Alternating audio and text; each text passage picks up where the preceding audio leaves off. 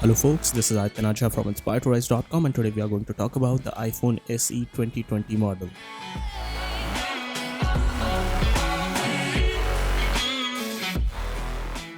The name might be iPhone SE, but it doesn't look anything like the older SE. The new iPhone SE 2020 looks much more like the iPhone 8 which was launched in the previous years, and it has almost similar design to the iPhone 8. And if you look at it, that also means that the Touch ID has returned on this one. It weighs around 148 grams. It's really lightweight, just 7.3 millimeters thick, has a 1821 milliamp hour battery, which means that it's as pathetic battery as the iPhone 8, and it has a glass front and back with aluminum design. You can see the schematics for the same. It's almost the same as the iPhone 8. Nothing has been changed much. There's 3 GB of RAM on this one.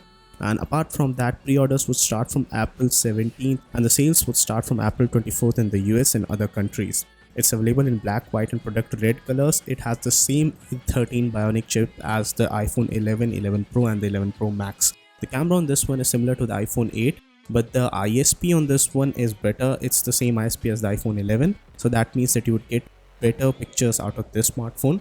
Has a 4.7-inch LCD display, though it's capable of HDR10 playback. It's not a HDR display and not as good as an AMOLED display.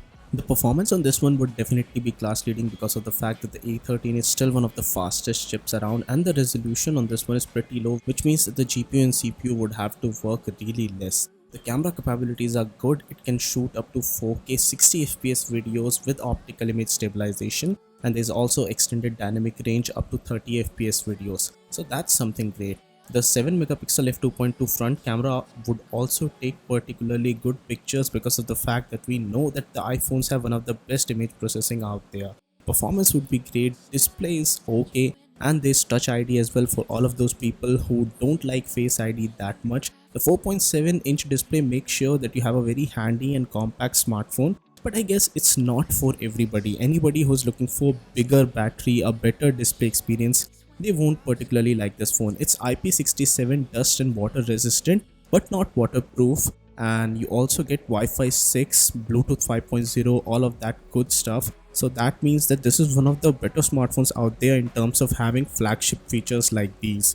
There's also presence of Gigabit LTE. It's a dual SIM smartphone as well, which means that you can have one physical SIM and one eSIM. There's also a simulated bokeh effect in the camera. Despite the fact that it has only a single camera setup, there's a simulated bokeh effect just like the Pixel smartphones, and only time will tell how good will that thing perform.